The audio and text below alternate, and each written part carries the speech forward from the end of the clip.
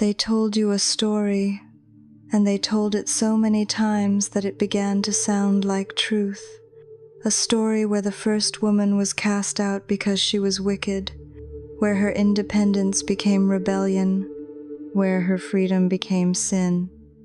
But what they never told you is that this story was not about wickedness at all. It was about fear, the fear of what happens when the feminine cannot be controlled. Her name is Lilith. She was not made from Adam's rib. She was not born to kneel. She was formed equal, standing side by side with the first man. And when she refused to bow, when she refused to trade her wholeness for obedience, she was not cursed. She walked away. Lilith chose freedom over false paradise. She chose the wild night sky over the safety of a garden built on hierarchy. And for this, they called her a demon. For this, they painted her with wings of terror and eyes of fire. For this, they cast her name into shadows and told you to fear her. But what if the story of her exile is not a tragedy at all? What if it is the oldest map of liberation we still carry in our bones? Because Lilith was never the villain. She was free. Think about this. For thousands of years, the pattern has repeated. Eve blamed for the fall of mankind, Mary Magdalene smeared with shame, Sophia buried under layers of myth, Isis fractured into archetypes and forgotten symbols, the Black Madonna veiled in secrecy. Again and again, the sacred feminine turned into a warning, a shadow, a silence, and each time, the lie grew louder. To be free is to be dangerous. To be sovereign is to be evil. To be whole is to be cast out. But what if the danger was never in freedom? What if the true danger was in forgetting it? What if the true tragedy was that so many women, and so many men as well, believed the lie and lived their lives inside cages they were told were gardens? Lilith's story is not only ancient myth, it is a mirror. Every time you have been told you are too much, her voice was there. Every time you swallowed your truth to keep the peace, she was beside you. Every time you shrank yourself to fit inside someone else's definition of love, she was watching, waiting, whispering. She has never been the curse at your door. She has always been the reminder that you were never meant to bow. They told you she steals children in the night, but what she really steals are illusions. They told you she corrupts men, but what she really destroys are cages.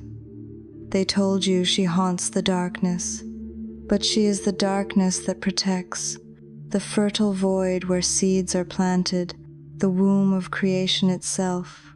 Lilith does not demand worship, she invites remembrance, the remembrance that freedom is not rebellion, freedom is your birthright. And maybe you feel her rising in your own body, the restless energy that will not let you stay small. The fire in your chest when you know you are being asked to betray yourself. The ache in your throat when you bite back the words that want to be spoken. These are not signs of your weakness. These are the wings of Lilith unfolding inside you. But the world still fears her, and so the world will still fear you if you claim her truth. They will call you selfish for protecting your energy. They will call you dangerous for speaking your voice. They will call you prideful for choosing sovereignty. But this is what has always been done. It is the same script written again and again. The question is, will you keep playing the role of the villain, or will you step into the role of the free? Because Lilith was never the villain. She was the one who walked first. She was the one who showed us what it looks like to leave the lie. She was the one who carried her own name intact, even when the world tried to bury it. She was the one who knew that paradise built on obedience is no paradise at all. And here is the mystery. She was never truly alone. She walked with Sophia, with the Great Mother, with the current of living wisdom that runs through every soul that dares to awaken. She was night sky and starlight. She was the black soil and the endless horizon. She was the forgotten part of you that still remembers how to be whole. She was the whisper in the temple caves, the hidden name in Gnostic texts, the power feared by kings, the song carried by witches who remembered her name in secret. She was the silence broken by mystics who felt her presence in visions. She was the memory encoded in your very blood that tells you freedom is older than any law. And if you look closely, you will see her everywhere. She is the serpent that sheds its skin, refusing to stay bound. She is the owl that flies silently through the night, seeing what others refuse to see. She is the wind at the edges of your dreams, reminding you that you are more than the roles you have been given. She is the black soil of the earth that births life from its own depth, without permission, without apology. So I ask you now, where in your life are you still bowing? Where are you still telling yourself that love requires you to shrink? Where are you still carrying the weight of a story that paints you as the villain simply for existing as you are?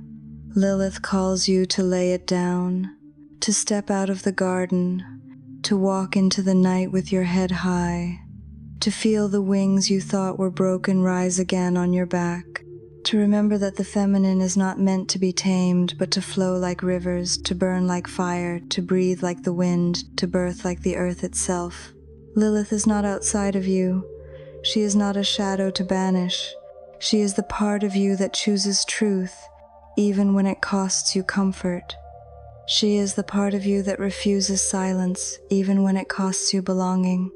She is the part of you that knows freedom will never cost you love, because freedom itself is love. This is why they feared her. This is why they tried to bury her.